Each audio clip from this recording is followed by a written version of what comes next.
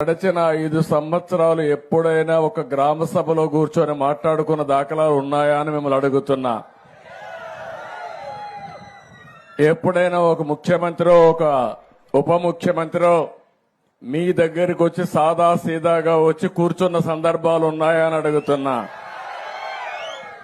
ఆ రోజు మీరు చూస్తే ముఖ్యమంత్రి వస్తున్నాడంటే మొత్తం చెట్లన్నీ నరికేయాలి.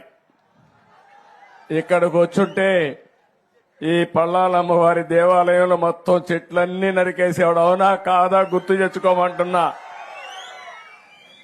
ఆయన వస్తున్నా అంటే పరదాలు కట్టేయాలి. అదే సమయంలో అందరి ఇళ్ల దగ్గర అరెస్ట్ చేసేయాలి. ఎవరు బయట రాకూడదు.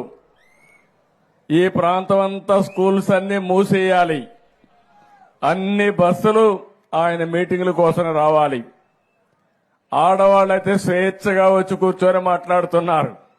ఏమమ్మా అప్పట్లో ఎప్పుడన్నా మీలో నవ్వుముఖం చూశానా అని అడుగుతున్నా మిమ్మల్ని అందరినీ. స్వేచ్ఛ ఉందా అని మిమ్మల్ని అడుగుతున్నా. మిమ్మల్ని బలవంతంగా డాక్రా సంఘాలని బలవంతంగా తీసుకొచ్చి పెద్ద పెద్ద మీటింగులు పెట్టి ఉదయం నుంచి సాయంత్రం వరకు మీకు పనిష్మెంట్ ఇచ్చే రోజులవి. ఆ రోజులన్నీ అయిపోయినాయి. ఓసారి నేను చూశాను, వచ్చిన వాళ్ళు వెళ్లిపోతా ఉంటే పక్కన గోతులు తవ్వేవాళ్ళు పారిపోకుండా.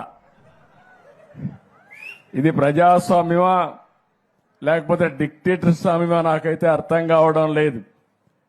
అందుకని నేను గాని మిత్రుడు పవన్ కళ్యాణ్ గారు వచ్చిన తర్వాత ఒకే మాట చెప్పాం.